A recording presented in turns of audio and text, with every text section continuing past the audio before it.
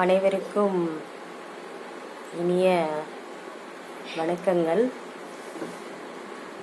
இன்னைக்கு நம்ம எதை பற்றி பேச போகிறோம் அப்படின்னா, பெண் தொழில் முனைவோர்களை பற்றி நம்ம பேச போகிறோம்.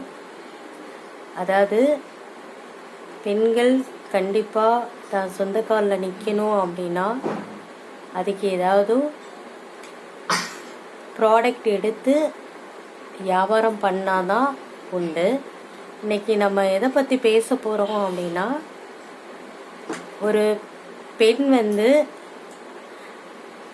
பொருளாதார முன்னேற்றத்திற்காக ஏதாவது ஒரு பொருளை தேர்வு பண்ணி விற்பனை செய்கிறாங்க அப்படின்னா அவங்கள தான் நம்ம பெண் தொழில் முனைவோர் அப்படின்னு சொல்கிறோம்.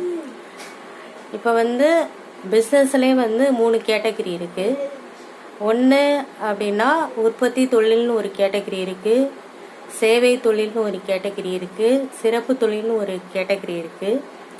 உற்பத்தி தொழில்னா என்ன அப்படின்னா, இப்போ ஒரு ப்ராடக்டை அவங்களே தயாரிப்பாங்க, அவங்களே பேக்கிங் பண்ணுவாங்க, அவங்களே விற்பனை செய்வாங்க.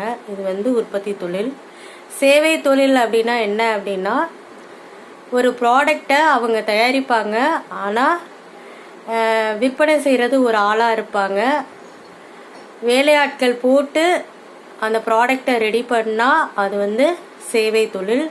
சிறப்பு தொழில் அப்படின்னா என்ன அப்படின்னா, இப்போ ஒருத்தவங்கிட்ட இருந்து ஒரு பொருளை வாங்கி ஒரு குறிப்பிட்ட லாபம் வச்சு மற்றவங்களுக்கு விற்கிறது சிறப்பு தொழில் அப்படின்னு சொல்லுவாங்க.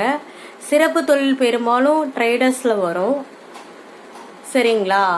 அதனால நம்ம எந்த தொழிலை நம்ம செலக்ட் பண்ண போகிறோம், எந்த மாதிரியான பொருளை செலக்ட் பண்ணி விற்பனை செய்ய போகிறோம் அப்படின்றத முதல்ல பிளான் பண்ணிக்கிட்டால் தான் நம்ம பிஸ்னஸுக்குள்ளே